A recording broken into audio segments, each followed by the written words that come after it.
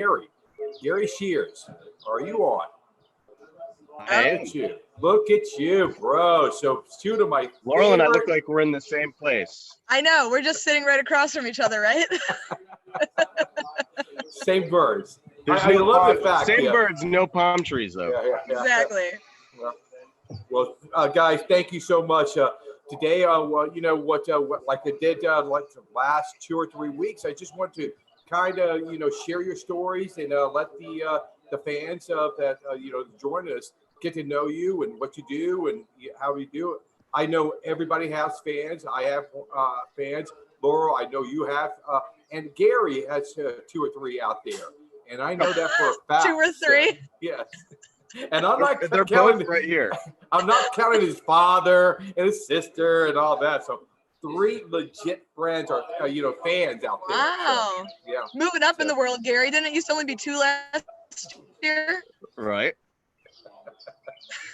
So we'll start, simple and, just kind of, Laurel, what do you do for the company today? And Gary, what do you do for the company today? And then we'll get into how you started with General Cigar and SEG. But right now, Laurel, what do you do for the company today? So I am the brand ambassador for Macanudo. It's a little bit of a hybrid position, some sales, some marketing, some PR, a lot of travel, right, for sure. So it's difficult to really put us in one bucket. I mean, you of all people understand that. My friends and family, I don't think still quite understand what I do, and I can't totally blame them because it's difficult to explain. They're like, so you travel around and do events? Like, yes, but that's kind of one aspect of it. So I guess if I had to put it in a simpler term, it would be the face of the brand. Right. So it's doing events, it's running staff trainings, it's doing any sort of media stuff. We have interviews, we have new product launches, kind of being behind that. So now with this whole quarantine thing, trying to be a social media superstar, I guess. Yeah. But you also do other than that, because you're in the trenches of the designs of the new Macanudos, the blends of the new Macanudos. You're on that team that develops these cigars. And so how's that for you? You enjoy that aspect, or you enjoy more of that one-on-one contact that we do often too? I enjoy the blending aspect and being able to be part of that blend selection team. It's not as, I guess, prevalent in my job as being out and traveling. I mean, simply, you figure we're traveling 48 weeks of the year, take out a couple holidays. So whereas blend selection, we might only be meeting 2 or 3 times a year. But yeah, so involved in that process as well. And of course, we were supposed to be down in Miami before this all started in March to go over blends for 2021. Unfortunately, since this has all been happening, we haven't been able to. But yes, I really enjoy being involved in that process as well. It's very unique. I don't think a lot of people can say that they have that much, I guess, experience in actually selecting blends for a brand like CAO or Macanudo or Diesel or Punch or whatever it may be. And, having a say in what comes to market. So it's pretty cool. And I think there's more weight to it than we give ourselves credit for. I agree. Because, sometimes they're always asking me how much time do I spend in the factory.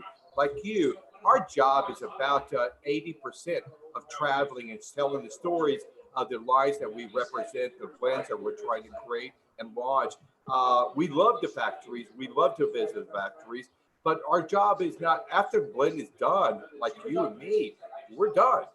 We entered the blend. We decided the blend that we wanted to create for CAO or Macanudo. And our job is now to go out there in the market and share the stories about that line and why we selected that tobacco and the reasons behind the name and all that. So that is our job. Even, that we do the same job, but in different factories. But at the end of the day, we still spend about the same amount of time in the factories versus traveling, Yeah, and I think it's important to have that aspect of the job or having experience with that aspect, because when you're going out and you're selling the cigar, you're talking about it, for the most part, I would say people are just asking you generally about the blend or how it smokes, but you get people who really want to get into the weeds about, why did you select this? Why did you choose this tobacco in particular to go with Macanudo by doing this blend? So there's some people really like to get in depth with the questions, and if you're not involved in that process, I don't know if you can properly answer it. So, and I also enjoy that there are a lot of different tasks. It's traveling, it's doing the blending, it's doing the media stuff, it's doing staff training. And so yes, it is a lot of travel, but every day is different. You're meeting new people, you're going to new stores. There's really not a lot of monotony. There's always some crazy people in the airport or some ridiculous thing happening on a plane. We all have stories about our travel and all that. Good stories and bad stories. But this fact that we have the opportunity to work with some great teams. You have a great team that you work with in the DR. That was where I trained. That is where I got my start with. Yeah. So I love these guys. And if you visit the other factories, because of what you do, the open arms that you're going to receive, because they realize, no, this is not, I'm sorry, just a pretty face. This is a young lady that's going to help us launch a new cigar and talk about it, because we cannot talk about it because we are in the factory. Yeah. But, I don't think you realize, I remember having a meeting before you left your old job with General Cigar and took over this job and this responsibility. And I know that I was part of the selection team that said, what do we want from this person? Is it a guy that's going to represent Macanudo like Ricky does, or at that time Michael does? Yeah. I think somebody said, no, I think we need somebody younger, because we want to connect with a younger audience. Because if we just throw out a 56-year-old guy, that's kind of talking to the old Macanudo fan. And what you're being able to do is introduce Macanudo with this big kind of cloud over you. Oh, Macanudo is my father or my grandfather. Yeah, bro. The wines I've been working on, the wines that you have been controlling since you have been on board, is not your Macanudo for your grandfather and your father. So absolutely not. Perfect situation for you and for General Cigar and Macanudo to say, no, we need somebody young, and we need somebody that's going to be able to tell the stories the right way, our way, and share this information with the consumers. Yeah. Yep. And it's truly a great brand to be part of. Oh, I mean, sure. When they had approached me about the position, Regis had asked what brands I would be interested in working on, and I thought Macanudo was so interesting because it was right at the cusp of when Inspirato really became big here. Because I came on with General Cigar in October of 2016, and I think I have officially started with this position in like August of the following year. And so this was February. So you figure we got our rating in Cigar Aficionado, top 25 for the orange in 2016. And we hadn't yet released the black and the white. And it was just about to be like this really big change for Macanudo in the United States. And honestly, our slogan and evolution of an icon could not be more fitting for the brand. And so it's a really cool brand to be attached to. We were doing crazy cool things, new development, bringing in a whole new audience. Obviously, Macanudo is never going to be a boutique brand, but we were going after tobaccos and doing blending processes that you see from more boutique companies and kind of keeping up with market trends. So what some people viewed as this brand that their grandfather smoked, or was their first cigar that they smoked 20 years ago, it's so much different. And that was probably my biggest challenge, is getting people to come in with an open mind and say, it's fine if you smoked this 10 years ago, but I promise you it's not the same. I mean, it's not the same as it was 5 years ago. Yeah, for sure. All right, Gary, what do you do for the business, today? Yeah, so I am the national event manager for General Cigar and STG. So I'm kind of like the behind the scenes logistic guy. So I basically work with all of you guys, Right. which is definitely one of the best parts of my job, working with all the different brand ambassadors. And then I also work with sales and marketing, basically to develop all the events that we work on, and then determine which events we sponsor, and everything from like smaller cigar festivals to the larger like retail cigar festivals, and then the big sponsorship events. And also, you're behind the scenes to create some of these kits we're going to introduce and make sure some of these giveaways attach to that line. And so that I think is very important because we're known for a company wide. With what I hear, and maybe Laurel can definitely agree or disagree, but what I hear is your giveaways are some of the best giveaways. And when I go to a CAO event and you have their swag, you're like, wow, I want that. I want that. But when I go to Macanudo, they have a fire pit. They have something cool. They have some lounge chairs. That's cool. And then we go to Cohiba, they have this, and then with Justin, that, the bar. So I think that input that you have, Gary, to say this works for this thing. And so when we receive a giveaway, companies can approach General Cigar and say, we have this unique ashtray. Your job is kind of, okay, this fits more of a CL fit. Or Macanudo or Cohiba. So I think it's a very important job. And sometimes we make it look easy because of all your hard work behind the scenes to make it look easy and make sure all the kits are, delivered, all the POSs are ready for us, all the email blasts, all this thing. Do you think I do? I do not envy you at Cigar Fest or Big Smokes. I'm like, okay, cool. So you're leaving in 3 more days after you deal with all this logistical stuff. See you later.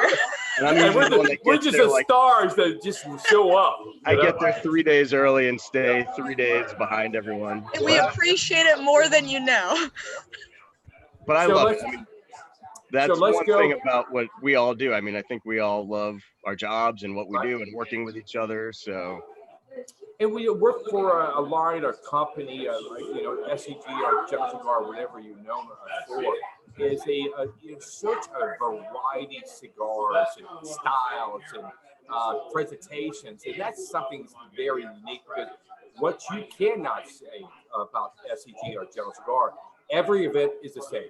And when I go to Ricky's events or Laura's events or, a Cohiba event or Diesel, they're all the same. The same tchotchkes given away. It's just like boring. But we have our, I think you match with the face and the style of each person too. Because I'm different than Laurel and the way she conducts herself and what she wants from you. And Sean is easy. So I agree. I don't envy you sometimes because I know how much I talk to you. I was going to say that's one of the challenging parts too, is determining, like, say we have this, really cool event we're going to sponsor, which brand. I know Rick and I joke a lot about it. Like every year we sponsor Sundance with Cohiba. Yeah. Great fit for Cohiba, and I know that's like one of those events everyone wants to be a part of. Right. So I mean that's one of the challenges too, trying to figure out exactly which brand works with which event, and then making sure that everything you guys do is totally different. It needs to be fitting. I mean, if we're doing some sort of sponsorship at like a vintage bike show or a car show, that's definitely going to be a CAO thing. Like that makes sense with Flathead and Steel Horse. Again, Sundance is very much a Cohiba thing. We've been doing Pebble Beach with Macanudo for the past few years, and especially living in Wisconsin, that's always a nice reprieve in February. Really, guys, really.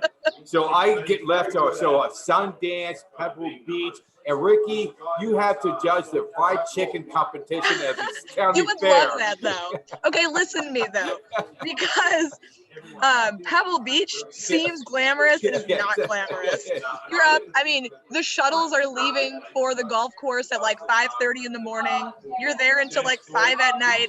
And then last year, the weather was terrible. We had rain delays. We had hail delays. Oh, I'm crying for you guys. I'm crying for you guys. I was going to say that's part of our job too. We make everything look glamorous, and all of our fans see that side of things. But like when we sponsor the Kentucky Derby every year, We're there at like that's a Sean thing too. 5 o'clock in the morning, and we may not even see a race. We may not even see a horse. So Gary, when you're on the slopes in Colorado, you're not having fun. You're just working. Oh no, right? we have fun. We Oh, definitely. okay. I just wanted to clear that up because you're making it sound as all miserable, hard work, like you're digging a ditch every day. Yeah, we see always those have videos of you guys skiing, Exactly. and it's all smiles. We always find some moment to have fun. So But I mean, it's, we're not complain about it, but take for example like Rocky Mountain Cigar Fest. Sure, it's you're out there for the trade show, and then you're out there for the all-day festival, and you're traveling out a day ahead of time and leaving a day late, so working over the weekend. It sounds like it's a lot of work. You're giving up your weekend and you're flying out here and working all day, Friday, Saturday, Sunday, whatever. But you know what? It's a good time, and you're always there, and you're always there, and it's just a great crowd. And so like, yes, I mean, there's times where we can say we're traveling, we're spending our weekends, we're out there working long days. But you know what? We do it with good people and in a good environment, so it really doesn't suck. And each of you guys love what you do. That comes across. When I talk to you, Laura, behind the scenes, and when I talk to Gary behind the scenes, it's all about, we love our job and we'll do anything for this company. So, like this situation, like you are been really doing a great job, Laura, on Facebook and Twitter and Instagram and showcasing your line. When I took the opposite direction and focus more on the Zoom events. And so, but it just seems to work for us because you can do a Zoom event, but you're concentrating. I just noticed when you started your Facebook Live about 6 months ago, I was saying, okay, she had 50 people on and about 30 comments. Now I see your last one last week. It's 130 people are visiting and 150 comments. So you can see it growing. So I think for you and your line and your fans, that's a great avenue to go get. Yeah. And I think that's kind of the silver lining. I talked about this a little bit last night, ironically, on my Facebook Live. And, you're right. And typically the videos seem to grow over about a week. So last night, immediately when I was done recording, I had like 475 views. I was like, dang. And like you were saying, going back and watching them from, the beginning of this 2 months ago when I started them. But I was never like, this sort of interview or doing a virtual interview has always been fine. This avenue, I can do that. But Facebook Lives always made me like very, very uncomfortable just because I never thought, I was like, oh, are people going to want to listen to what I have to say? Do they care about the brand or do they just care more about, me? And so it's finding a balance of making sure that you're still staying on topic and talking about the brand, but like ultimately it's, answering people's questions about, I've had every question from what lighter do you think is best to light a cigar, or what do you like to pair with it, or, I had this Macanudo 10 years ago and it's discontinued. What would you recommend that's similar? So there's so much legitimate conversation that comes out of these events where people are interested in the brand and they follow it week to week and look forward to these videos talking about one of our newer products coming out. And so it's really cool to see the response. And as much as I miss traveling and seeing everybody face to face, I think this really gave me the opportunity to concentrate and kind of spread brand awareness on a larger scale. Yeah, I agree. And people are following it now. Again, it would be different if we were talking reverse. I remember your first event, you had 400 views. Today you have 30. So that shows me that you're not being able to keep the interest of your fans, but to see the opposite happen, you start with 30 and 100 and 200. That's saying to me, these guys are coming back. It's not 400 new guys every week. There is maybe 3/4 of these guys are following, or ladies following you throughout the course, and you're sharing things that are like, that's interesting. I didn't know that. So she didn't talk about that 2 weeks ago. And so that is kind of interesting to me that you can keep these guys, girls and guys, kind of interested. You're doing this every week. So, yeah. Well, and I love like the educational aspect of it. So for me, it's really cool when you see people comment on your videos. Like last week in particular, I featured the vintage 97 for the week, and I posted my video on Friday where I kind of go a little bit more in depth about like the background and the tobaccos and stuff. And people are like, "Oh, this was a great education. Like I love the history on the blend. Like, thank you so much for this information." And like that's the kind of stuff I love to hear, because if I can help you, maybe open your eyes to something you haven't smoked in a while or something you've never tried, and provide you with a little bit more like rationale behind why we're doing it, and you're actually interested in it, like that's for me a huge accomplishment. So to me, I can relate to this. It's like, borrow from Nick, one of my favorite reps right now out of Atlanta. He was a movie guy. And he said to me, when you have a situation like when you offer a new cigar to somebody that's like searching, I smoked this cigar 10 years ago or 5 years ago, what do you have? And they smoke the new cigar that you recommend and they love it. He says, that's exactly like me when I introduce a kind of a low budget movie and say, bro, I know it wasn't a smash hit, but watch this movie. And then they get back to it, bro, that was a great movie. You just proud, you just happy that I selected a cigar that this fan said, wow, that is a cigar for me. So that brings us so much happiness that when we can connect with owner or an outside line too. It happens in outside line. I'm smoking XYZ out of your company. What do you have, or what do you recommend that I can smoke in your line? Oh, try the black, try the orange, try the white.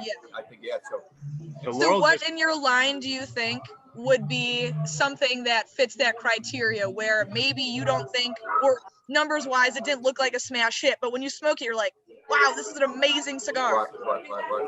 What do you think in CAO that would be? To me, it's a Bologna. I thought you were going to say that. Because it's just, a classic style. Because it's easier for me to say, flathead, because we all know flathead. And so that's like me saying, oh, you need to see Star Wars. Like, who's not going to see that, But pick a movie or a genre that you don't think I've watched and you want to offer that to me. That's unbelievable. So now that we know about what you do for us today, let's go back to the past. And what did you start to do for General Cigar before you're doing what you do today? So Gary, how did you start with General Cigar?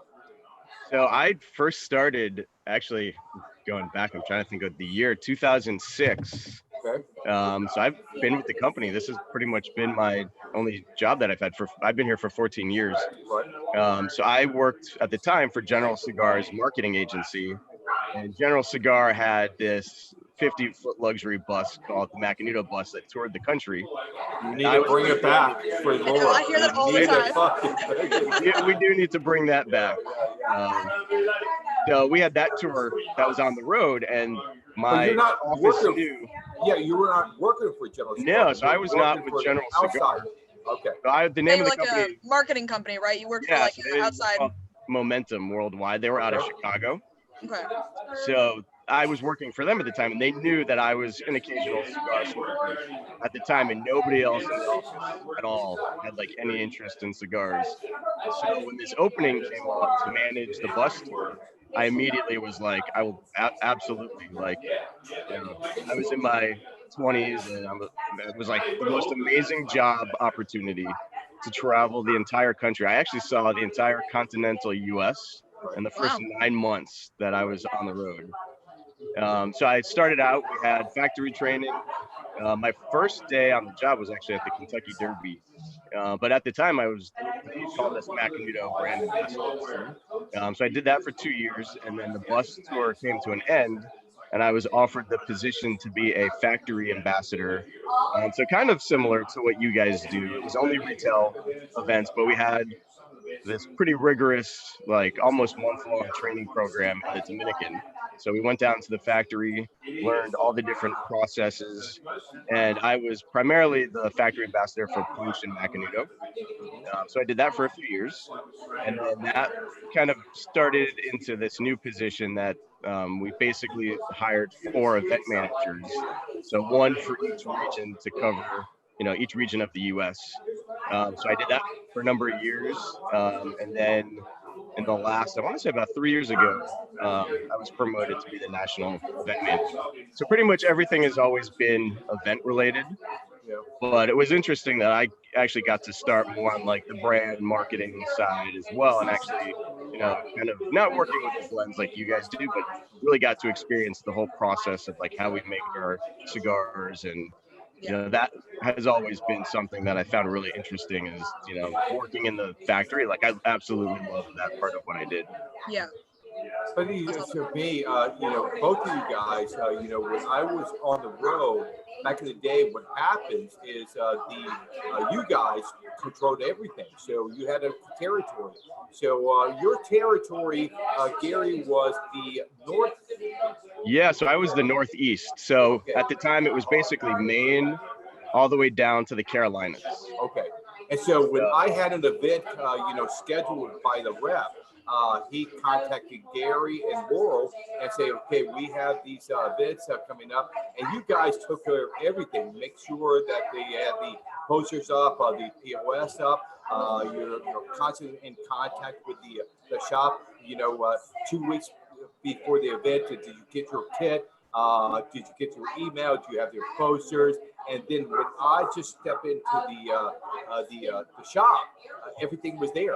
Everything was on the table. You guys set it up for us. And then all I did was kind of talk, and I realized that you and Laurel, you should dip into the humidor. And I said, guys, why are you spending all your time in the humidor? You should be by my side. I'm the star of these events. So like, Ricky, you do your job and we'll do our job. And you're in the humidor selling.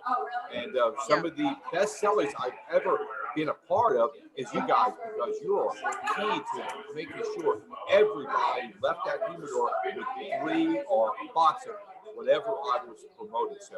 And Laurel, same thing. So you started as an event coordinator too, right? Yeah. So I was hired. It was Gary, Jocelyn, and myself, and we were split. So I was hired originally for the Central region. I actually have a funny story to go back really quickly about the job. I was telling at a Zoom event the other day with Rockies in Syracuse, and I was telling him the story. So before I came on with General, I actually worked at a retail cigar shop. And I was there for about 6 years, and they had posted the position for being an event manager internally. And there was a gentleman that used to be my rep for Alec Bradley, Dave Lampert. And Ricky, we can't hear you. Oh, never mind. So he used to cover the Chicago market, and he was my rep at the store. And when they posted the job internally for an event manager, Matt Binder in Chicago had reached out to Dave and said, do you know anybody in this area that would be good for this position? Well, he did not really convey what the position was to me. So I'm like, well, I don't understand. Is this like going to the trade show and then walking around with a tray and handing out cigars? Because I was in my last 2 months of, Rick, you're on mute. We can't hear you. Okay. So I was having these visions of showing up at the trade shows or the Big Smoke, just in Macanudo gear, going out and handing cigars. And I kid you not, I said verbatim to him, I was like, Dave, I will not be a Macanudo girl. Cigarettes? Because now I'm a Macanudo girl, but obviously in a very different respect. So it was just funny how it kind of came full circle. But yeah, so I ended up getting hired at General to be an event manager. So I worked with Gary and Jocelyn, and so I covered the Central region. So basically I was your handler for the first 6 months at my job. Make sure to pick you up from the hotel, get some food, coordinated everything at the events. I was not a diva. I was not a diva. No, and you're not. Very You were quickly. not. Trust me, you are not a diva. And it was a really good experience. I learned. I mean, you may or may not know this. I actually learned so much from you when I was working with you for the first 6 months. How to kind of let everybody in the room know that they matter. I mean, you have this gift about you that you can walk into any room and there could be 100 people there, and you make sure that every single person in that room knows that they matter and they are the reason that you are there at the event. And I always love that about you. You're so charismatic and you can control the room, not by being demanding, but by simply being just a really good, outgoing, knowledgeable person. And I was always like, man, Rick is a good dude. Like, he's a really great example of what you should be in this position. So I was very lucky to have been offered this position, coming from the opportunity to have working with you for the last 6 months. So I think it really benefited me to start in that position and kind of not only understand the ins and outs of, the logistics of events and the travel and stuff, but also being able to work with you and work with Yuri and see how people should handle that position. So I was always very grateful for that. That's the beauty of working for General Cigar and the cigar business, because what I've learned throughout my career is the want to share their knowledge with people that want their knowledge. So what you learned from me and how to conduct yourself in an event and how you connect with people came from Benji. So for you to say that is what I learned from you, thank you so much. But it just brings me joy that we are connecting from Benji, from Mexico to Benji, to me, to you, and to Gary. And that's something that, we want to keep alive. We don't want to forget these guys because these guys really taught us how to do our job and how to respect the people behind the scenes, whatever they're doing, like the Garys of the world, or when I'm working with you and the factory guys and the guys who are delivering, the salesmen, and the owners of the shop, respect everybody. So, Well, and not everybody is, I mean, there's levels of being a people person, I think. And I think probably one of the most difficult parts of my job, maybe you can commiserate, but it's like, you always have to be on. I would say, 90% of the time I'm in a pretty good mood. I'm a fairly bubbly, outgoing person, and I think that fits for this position. But, everybody has a day, whether it be something's going on in your personal life, you're not feeling well. I mean, I can't tell you how many times I've been on the road and like I'm landing in that market and I start to feel like a cold coming on. You're like, oh, wonderful. But you're there. I mean, what are you going to do? Fly home? So it's hard. just always making sure that you're being the best that you can be. And we had this conversation a little bit last night on the podcast of, taking care of yourself first and making sure you're not staying out late or, running yourself ragged, making sure you're getting the sleep and you're taking care of yourself, because ultimately, like, you are the brand. Like, yes, CAO is a great cigar, but people show up to the event to talk to you and to learn from you. And if you can't give them at least 90%, I mean, I feel like I'm doing not only myself, but the shop a disservice. Oh, for sure. So and it's hard. It's hard. Putting down everything that may be happening and still just being, it doesn't matter if you get to the car at the end of the night and you're like, oh my God. But let me ask you guys, 4 hours, you have to be on. But it's easier for me because, again, Gary, I traveled with Gary so much. And so, you know what? I would be quiet until I got to the shop. And Gary knew that, or he's not in that mood right now to talk and joke. He's thinking, because when I enter that door, I don't care how bad I feel or how bad my day was or how tired. They're here to see me perform, and I'm never going to shortchange. And I don't care if I walk to the shop, there was 50 people or 5 people. There's no difference. There's absolutely no difference in the way I approach that shop. And so, because I think for me, I feel off the energy of that crowd. And that crowd is kind of quiet and kind of, oh, bro, I need to do something to get these guys excited. But you know what? Doing these jobs are hard, but it is like, again, we're able to travel and meet new people and see new places. And so I think for me, sometimes when I retire, I want to go back to discover these beautiful places because we don't have the opportunity to discover these places because we fly in, do the shop, go to the hotel, and do a flight, and then another. And so, yeah, I can say I've been to every city. How was it? I don't know. I know about that shop in that hotel. I can tell you you're that. seeing the country through the eyes of cigar shops. I mean, truly. Yes. I mean, I love the food aspect of it. You know, if you're traveling somewhere, like I'm a big barbecue fan, so when I go to Texas, I burn myself out on brisket by the time I leave for the week. But so there are things that you get to experience, but yeah, I think my friends are the same way. They're like, oh, it's so cool, you're going here, did you do this, did you do that? I'm like, no, like I this is still work. With what time? I mean, you know, you're riding around with the reps in the afternoon, visiting between 4 and 6 accounts depending on their market, and then you're going to the event. So I mean, most of my days are starting at 10 and then getting back to the hotel at 10 or 11. Yeah. You're still young, so you can do that. And still look beautiful. But Gary, do you miss the road? Do you miss that when you're doing the events? Do you miss that? Or you know what? I get enough because you do the large events. I know that for a fact. So I definitely do a little bit. I mean, I used to do it kind of like exactly what you guys do. Yeah, exactly. Now I'm more behind the scenes. So I mean, I would say I travel, I would say about 50% of what you guys do, maybe sometimes 50 to 75%. Yeah. The travel is definitely still there. And I obviously get to be on the road and have fun with you guys and still work at these big events. But I do every once in a while. And we love when you're there. Thanks. But I agree. I agree. I don't know why, but I agree with you. I really do.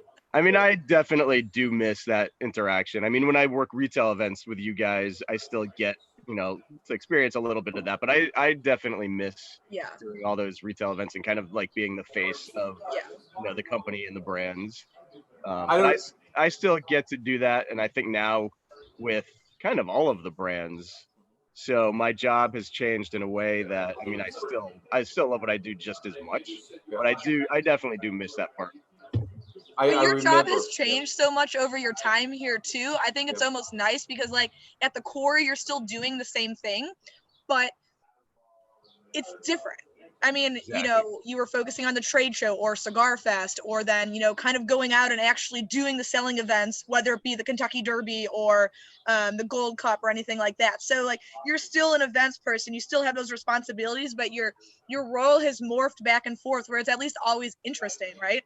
Oh yeah, always. And then you guys still every once in a while, I mean, back when we used to travel, you guys may call me up and say, hey, I have a week where I have a bunch of huge retail events. So I still may fly out and work with you guys. So I mean, I still get to experience that too. So I mean, it's kind of a good mix of everything. So out of all the people that I had the benefit to work with, you know, you, Charisma, Stephanie, you know, Lana and Sharon and all that. I don't know why you and I are connected the way we are, because I can't say to you, Gary, so many times, we're scary. You can't, you know, you can't come here without Gary. No, who's Gary? I'm the star. Well, we love Gary. Well, I fired Gary. He's doing something else. But it's amazing to me that we are connected side by side to the fact that we're our last event.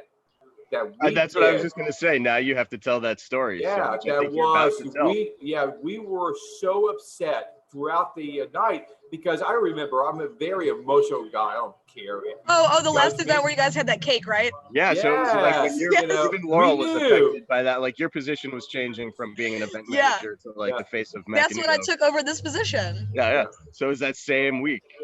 And so I remember we were working with Nick and at the event, and he in Pennsylvania. He knew because we're kind of looking at you. Like, I'm not saying I had a tear in my eye, but I knew it was going to be different the next week. And so I was amazed when we're ending the event, and they stopped. So we're not ending right now because we have something for you guys. And they brought a cake out, and it was a happy divorce cake. And it was you and me separating. And I remember one of my favorite pictures of all times.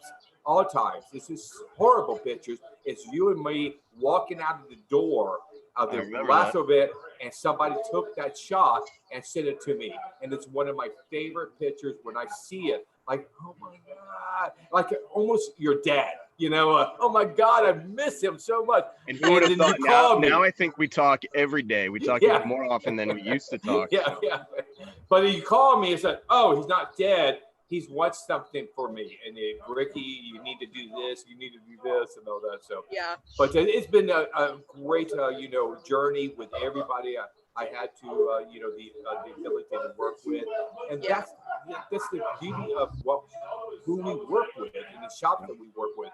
You know, it's hard for me to say my garage is everything to me, and I don't think there's anybody that I came across is that I don't want that guy in my garage. There's another rep that we work with. I say, you know what? That guy, I would not want him in my garage. Everybody, because we are more friends than business associates, to me. Yeah, for sure. Well, and I don't think family. you realize how lucky we are. Like, it's funny. I was having this conversation earlier today with my best friend about her colleagues and stuff, and just not really wanting to do Zoom meetings because, maybe there's people she doesn't necessarily want to see in quarantine and stuff. And I loved our little impromptu session yesterday for cigars. And that's the same thing. I mean, yes, at the trade shows or whatever, you have people that you hang out with more, but there's not one single person at the company where I'm like, not a huge fan. And I mean, and everybody's so unique in their own way, and they're so wonderful in their own way. And we have everybody from every walk of life. Some people who've been at the company for 30 years, people who just started last year, and coming from so many different backgrounds. Like you were talking about Nick earlier. What an interesting guy working in the movie industry. And then you've got like Patrick, who studied abroad in France. And, he's like classically trained in like French literature. And learning not only about that person and like their personality, but what they know about cigars. And I mean, when I took this position, I'm still in the learning process. There's always something new to learn. I would never say that I know everything about cigars. Like, that is ridiculous. But even going to work with not only like you or Sean or like Yuri or Ernest, it's working with people like Patrick or Kenny or Bill, people who've been here for a long time. They know the ins and outs of these brands. They know the history. They have these little nuggets of information that I've never even known before. So even just working with them, I'm constantly learning. Because I remember, when I was with LaGloria or CAO, there was certain reps I used to call and say, hey, bro, can you explain this? Because I wasn't there when it's launched. Oh, yeah, the story behind this is this. And it comes out of my mouth. You look smart, but you know what? It wasn't me. That was from Kenny. That was from Matt Bender. That was from Nick. That was from Gary. That was from Ernest. That was, it's amazing that we do this. All right, you know what? We're going to take up so much time. Do we have any questions that anybody wants to ask us, or we can continue? But any questions who is reading questions? Gary, I think that's supposed to be Gary. Gary. Yeah, here we go. So we actually do have an interesting question. Okay. I know we usually don't talk very often, Rick, about like current events and what's going on here. But Michael has a pretty interesting question. So he wants to know, for as popular as all of our virtual events have been, what's going to happen afterwards when, eventually the social distancing ends? Because I know we've kind of talked a little bit about like all these virtual events and how things will change. I'm not going to give up. I think, what is taught us, there's multiple ways to connect with your fans. So why just give it up? So I envision what I'm going to do, and Laurel can speak about what she's going to do. But for me, there's shops all over the country that wants to be a part of something like a new launch, but maybe we can't justify to spend that money to go to Seattle and spend time with the company that gives us $5,000. But when you start to, you only give CAO $5,000, but you're my number one retail. I mean, my number one selling cigar. They deserve something. So I think Zoom is going to be able to take a place. I can't justify spending the money of the company to fly out to see you only. But you know what? How about a Zoom event? And then, you know what we learned is that, to me, it works. Why not? So I can see Laura continuing to do your Facebook. Maybe not every week, but I can see that connection. Your fans are going to want it from you. You can't just go away. I'm live if you want to talk to me. That almost feels like, obviously you want to continue connecting with the fans and stuff, but I feel like just doing a bunch of Zoom events and Facebook events or Instagram events during quarantine and then just dropping off the face of the earth after it all ends, like, it doesn't feel, I don't know, authentic or like you care. And I do care. Like, it's actually been really cool being able to connect with everybody. And I actually had that question on my Facebook Live last week, what's going to happen once you start traveling again? And I was like, to be perfectly candid, I'm not going to be able to do these at the rate I'm doing them now, of course. But I will absolutely continue doing them. And, for me, the silver lining of this all has been, getting more comfortable with doing like recorded videos talking about the brands, doing this Facebook Live. I always used to be so envious of Sean because he'd be like walking around a big event, doing the Facebook Live, talking to his fans. I'm like, ooh, that is just like so out of my comfort zone. Yeah, for sure. And that's right in your wheelhouse. Yeah, and I could even like look at my videos from when I started doing the quarantine, from like the recorded Macanudo kind of promo videos, and just seeing my comfort level, like in the beginning ones, the ones that I did last week. I mean, even in just 2 months, it's been crazy. And, I agree. There's so much opportunity to reach a wider range of people. Like, I've started doing Fuma tastings virtually. So sending the Fumas to the accounts ahead of time, having the people pick them up, and then running the Fuma tasting online, which actually works pretty well. So kind of going back to talking about Patrick, like I did an event for a cigar club in Missoula, which, Patrick, that poor dude, his territory is enormous and desolate. A lot of drive. Yeah. And his accounts are so few and far between, and the people there were amazing, and it was so well received, and we had such a good time. But to go to the middle of Montana to do one event, for a cigar tasting, like, not saying that we're not going to do that ever, but if we can supplement and do it, 6 months we do this, and then once a year we're going out there and doing it live instead of like trying to fit it into the schedule where we can go there twice a year. I mean, this has been an incredible opportunity for us, and I think a really untapped resource that we will continue to use moving forward. To me, I kind of look at it like this. The Zoom event is I'm going to date myself, the CD of your band that you love. And you buy that CD and you listen to the music. That's Zoom for me. But you know what? Every once in a while, they come to your town, they're live. I want to buy that conference ticket, and I want to see it live. So that to me is like Zoom represents, all right, I can't be there live, but this is my CD of my music. That's actually a really good analogy. And then, you know what? And then I'm going to come to your town in August, see me live.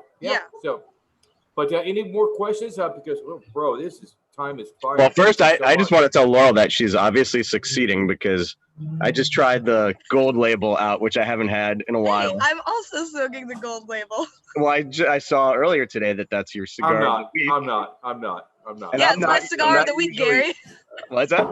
I said it's my cigar of the week. So I figured, I gotta try it out. It's been a while, and I'm not usually a mild cigar smoker, and I actually love this cigar. So interesting that he chose a Macanudo. Well, I do these every week. With I smoke a CAO every Thursday, so I'm like, any new opportunity. So thank you. So I was going to say on that subject, we have Fletcher was asking about Cigar Aficionado's big event, Big Smoke. So I know Rick, you were Oh, supposed you can answer that. Yeah. Well, answer that question. Are we going to go Yeah, that's back? for sure. You. Yeah, so he was asking if their big events are still taking place this year, and right now they still are. So the original Miami one that was scheduled for initially April is now on Halloween, and then the Vegas one is still on now too. So I mean, we're hoping everything will still take place as usual. So, How about CIs? yeah, now so Cigar Fest is still set. That's set for October. So that is Yeah, like also early October, still, I think, or mid-October. so hopefully by then we'll be, back to normal, or at least be able to do this on some level. And you're still working with Whiskey X. Can you explain that kind of event that you've been a part of for the last 2 or 3 years with Cohiba and yeah, you said Whiskey X, right? Yeah. Yeah, so there's this organization called Whiskey X. They do about 10 big whiskey festivals every year. So right now we had, all 5 that were supposed to take place already have been postponed. But those are still supposed to take place starting in September this year. So Rick, I know we have a couple scheduled too. Rick was supposed to be at the Nashville, and I know you had a couple other cities too. But it's a really fun event. There's usually about 2,000 people, and it's a pairing event. So, you walk around. Well, for us, it's a pairing event, but it's really a whiskey tasting. But they also have scotches and bourbons, and you get to go around and, talk to all the master distillers, kind of like what people get to do at your events. Yeah, so it's pretty Whiskey unique. Row is a really good fit for that. Yeah, so Justin is there, so you get to talk to Justin, who blends the Whiskey Row. And you did one with Cohiba too, right? Yeah, and we're also supposed to do one in Vegas later. I want to say that one's in October this year. So keeping our fingers crossed.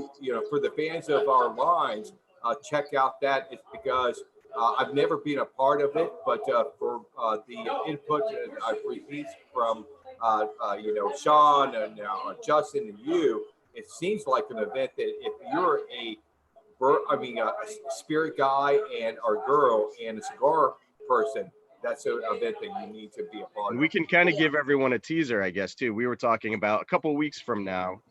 So you're going to be off the next 2 weeks. You've got some other big events going on. But I want to say the second week in June, Rick wanted to come back and do some kind of like a bourbon whiskey kind of pairing. Awesome. And bring on like one of those ambassadors to do like a joint, pairing event, which I think would be really cool. Perfect. So that would be fun. But then the other thing too, everyone can always go to cigarworld.com, and we have all of our events updated too. So the second we get dates and we know it's for sure going to happen, we'll post everything on there. Yeah. So that's kind of the best spot to get all of our up-to-date information. Yeah. So when we're able to travel again, people can just go there and see, like, search by their city and see when we're going to be there. Like, I know right now, all you really see on there is all of our virtual events, because until we know something is for sure happening, we've kind of taken all those events down. Yeah. Okay, so we're now going to the end of our our event, but this is where I love to do. I'm going to put you guys on the hot seat, and the hot seat is really getting to know you guys. And so I'm going to ask you a personal question. Oh, perfect. And maybe one cigar related question. I don't know. It's always coming from here. So my first question to you guys, and you can answer whatever. What was your favorite cereal growing up to eat on Saturday morning? What was your favorite cereal growing up and eating? Gary, are you ready? Yes, I would say definitely Cinnamon Toast Crunch. Ooh, that's a good one. One of my favorites. That's a good one. Cereals.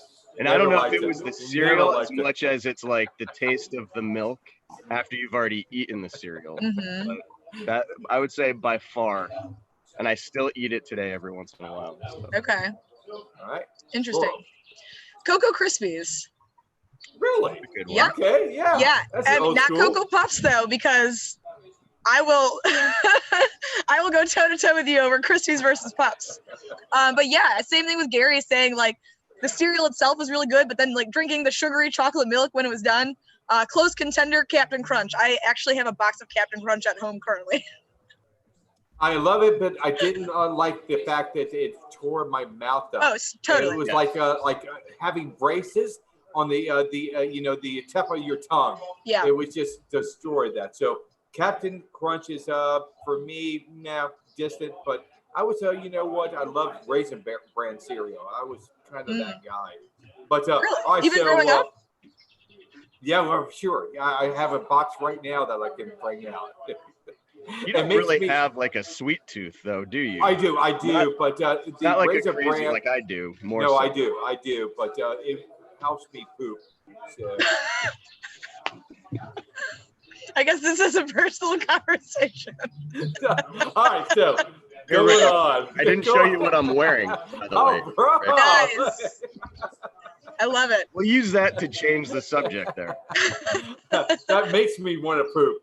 But all right, so this second question: what was the movie that you watched as a teenager that said, "Okay, that movie talked to me"? What was that movie that really talked to you? Ooh, man, that's a way deeper one. What are your favorite Definitely movies? different than I was going to say the last movie question we had when Nick was on, and I said like Silence of the Lambs. I don't know if I would say that for that one, but that was a really good movie. But I don't know. Actually, I do know what one of my favorite movies was growing up. I would say Goonies. Okay, so you can watch like, over and over and over. Yeah. You know? Yeah. Yeah, I mean, Animal House is my favorite. Yeah. Animal House. Yeah, that's a good one. Watch it. Even if it's halfway done, I'm going to stop and watch the, second half. Yeah. I don't know if I can say that it spoke to me, but one of my movie that I can watch over and over and over again and never get bored of is Young Frankenstein. Oh, a classic. That's a good one too. A classic. That's one of those that I can just, like I said, I don't know if I took anything, value-wise from that movie, except some jokes. But yeah, that's just one of those movies that I could literally watch any day. Doesn't matter my mood, and be in a really good mood after watching it. So the last question. You said Animal House. Animal House is one of that movies that I just watch over and over and over. But the last question, I know that we're fans of, I don't like this question when it's presented. What's your favorite cigar at CAO? Of course, it's hard to pick a favorite because we know you have so many. So my question to you guys, outside of Jello Cigar, have you recently smoked a cigar, or Laurel, because you're working in the shops before you work? What was your favorite cigar that you can smoke today that's outside of our line? This is a cigar that I really enjoy when I pick it up and smoke it. And you're saying recently? Anything that you say, every time I go to that cigar outside of my line, I enjoy that cigar. Okay. Come back to me. Yeah. Gary? I would say recently, Rick, I will tell you this isn't outside of our line, but I recently opened up my last box of the CAO Rock and Roll, which that is by far one of my favorite cigars that we made in the past. Yeah. But you're talking outside of our company, I would probably say like the Davidoff Nicaragua. Okay. Oh, that's a good one. A few of those lately, and I Yeah. love that cigar. But it also reminds me a lot of like the Cohiba Nicaragua. So. Yeah. So when I was at the shop, like when I worked retail, I smoked a lot of Perdomo. One of my go-tos was probably the Champagne Noir. But I would say now, if I'm going to a store and I want to smoke something outside of our company, I tend to reach for the My Father Les Bijoux. Okay. Good cigar. Very good cigar. Yeah. For me, Padron, I think Padron, to me is this gold standard. I think everybody, I don't care if they're lying to you, that we don't try to kind of make that cigar, not that cigar, that blend, but have that audience where every time you're talking about, oh yes, the world's best cigar out there. So I don't know what they do, how they do it, but every cigar that I smoke, I just, this is magic, fairy dust. It's just a classic style, a classic cigar that you can pick up for the last 20 years or 15 years. Like, this is champagne of champagne.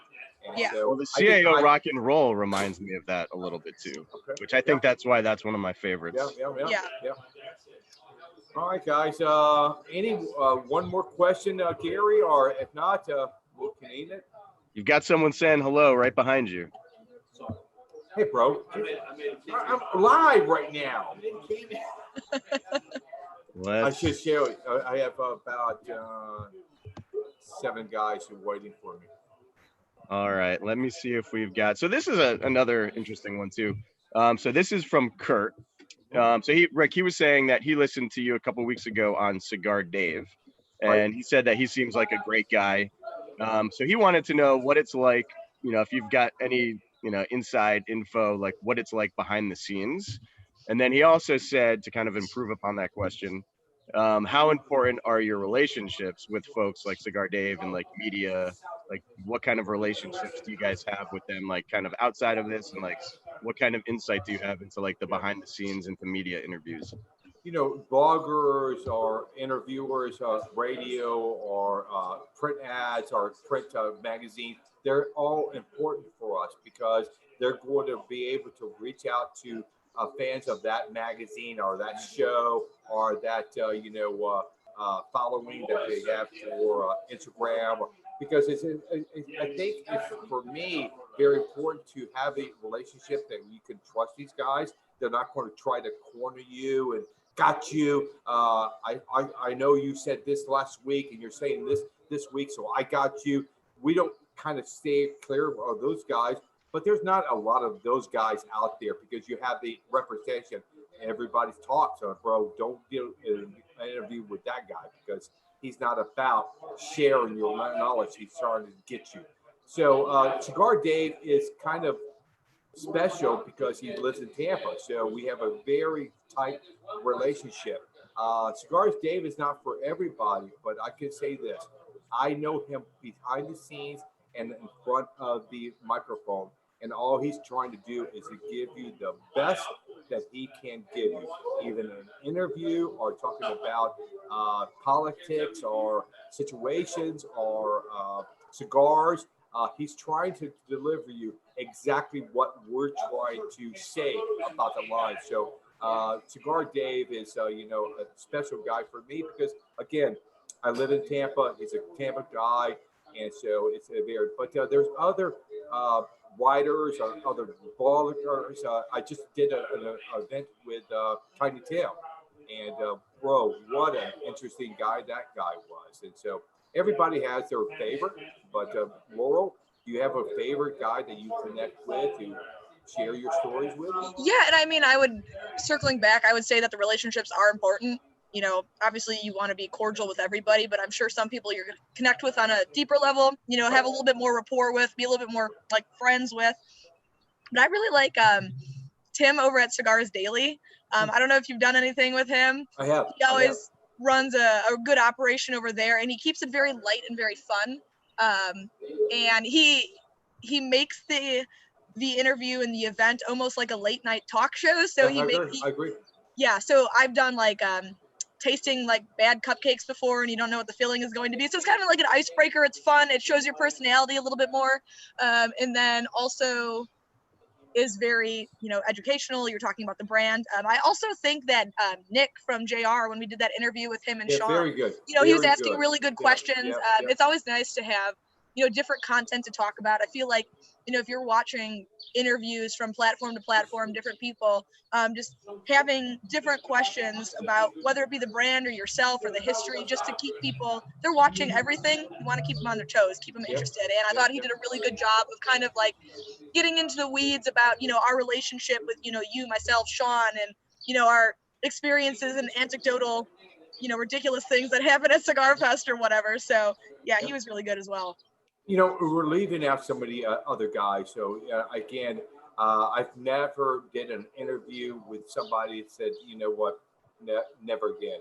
Because again, I'm going to do these interviews already set up for me through Gary, Victoria back in the day. And so these guys are already weeding out some characters for us. So when I've got one coming up with William Cooper.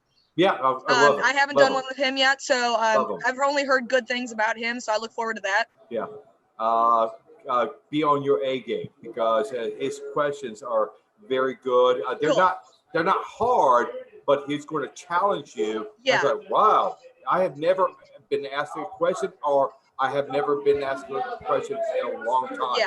That's a great Well, question. and that's the sign of somebody who really does their research and who's a good interviewer. I don't know if you ever watched the show Hot Ones. It's a show on YouTube. It's this guy, Chris Evans, and he gets like A-list celebrities and they go through 10 chicken wings that get progressively hotter. I have. But, yeah. You know, it's a funny show because it's kind of like an icebreaker going through these hot chicken wings, but he asks really, really good questions, and you can tell it because the celebrities are always saying, wow, you really did your research, or like, you know, that was kind of a deep cut. And it's always nice to get a different angle or a different perspective from something that they've been asked 100 times. Yeah. Because, you know, interviews can be boring. Talk to me about that blend line. Really? Okay. Why'd you? But I love, we have to do that, but I love the guys that are like, okay, we're done with that. Now this and that. The reason that, you know, Cigar Daily, we changed this show about 7 weeks ago because I learned from that. And so I can't not sit here for the next 8 weeks and saying to Gary, any more questions? Any more questions? It's one-on-one. So Gary and I started to think about maybe now going on 5 weeks ago when Gary says, why don't you interview Doug and bring on Doug? And he's a head of marketing. So, great. So we do that. And then Gary says, how about Ernest? I can reach out to Ernest. That's great. So, and then I reach out to Augustine. And then we did that. And then what I'm trying to do. You're the first ambassador, Laurel. So there you go.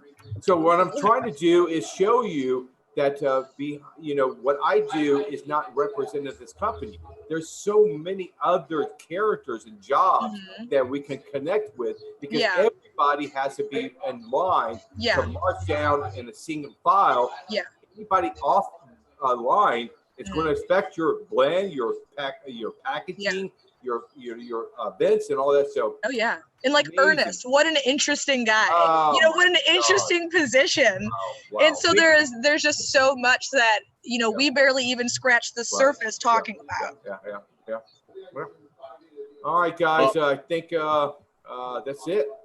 I was gonna say there is a last question that is a great one to end on if you want to do. You know, nope. That's it. All right. Please.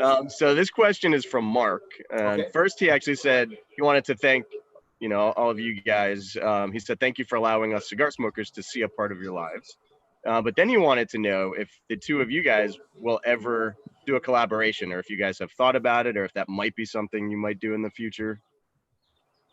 I have no problem with that, but the opportunity has never been presented to me or Laurel. No, never say never. I've learned this for General Cigar and SCG. Never say never. So if it's a right product and the right story that we can tell about why we got together, I am all in. All in. Agreed.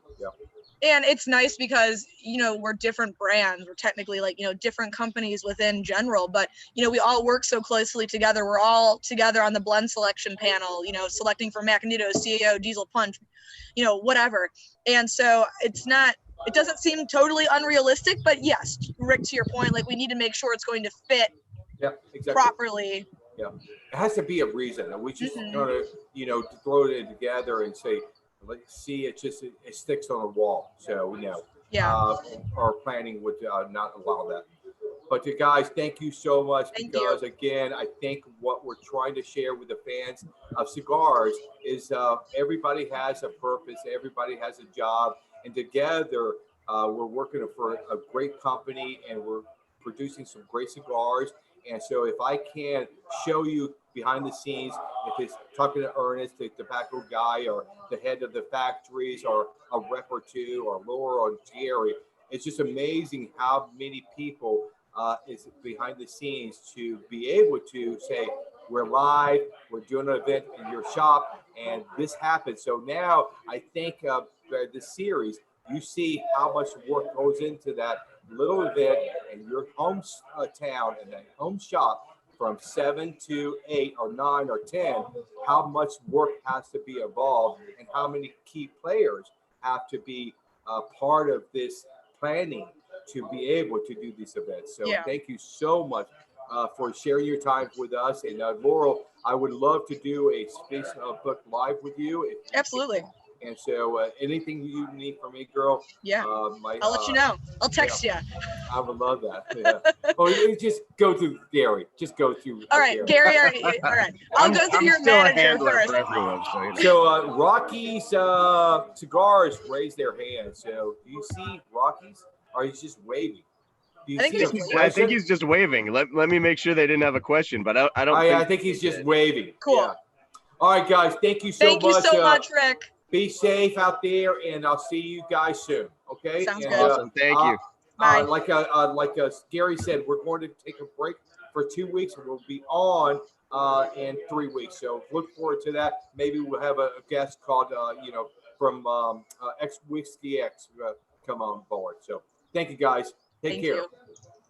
See you guys later. All right. Rick Rodriguez, ladies and gentlemen.